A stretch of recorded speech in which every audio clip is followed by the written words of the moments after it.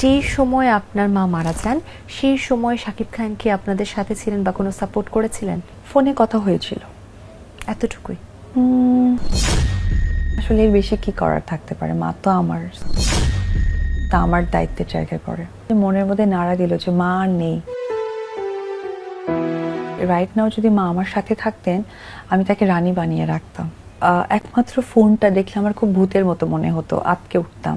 আমার মা আজকে আপনার মায়ের মৃত্যুবার্ষিকী, কখন জানতে পেরেছিলেন আসলে ওই দিনটাই যে আপনার মা আর নেই, বা কিভাবে জানতে পেরেছিলেন? এটা একদম ভোরবেলা 4:30টায়। এমনিতেই তো আইসিইউ থেকে 1-2বার করে ফোন আসতো। একমাত্র ফোনটা দেখলে আমার খুব ভূতের মতো মনে হতো, আটকে উঠতাম। তো ঠিক যখন 4টায় ফোনটা এসেছে আমার তো ঘুম ছিল না, আমি আবছা আবছা ঘুমাচ্ছিলাম। কিন্তু ফোনটার মানে একটা রিংটন বাজার সাথে কেমন জানি মনের মধ্যে নাড়া দিল যে মা আর নেই হয়তোবা। ঠিক যখন আমি হ্যালো বললাম তখন ওই পাশ থেকে এই কথাটাই বললো যে আপনি কি অপু বিশ্বাস বলছেন? আমি বললাম হ্যাঁ। শেফালি বিশ্বাস যে পেশেন্ট আছে আপনি কি তার গার্ডিয়ান? আমি বললাম হ্যাঁ আমার মা।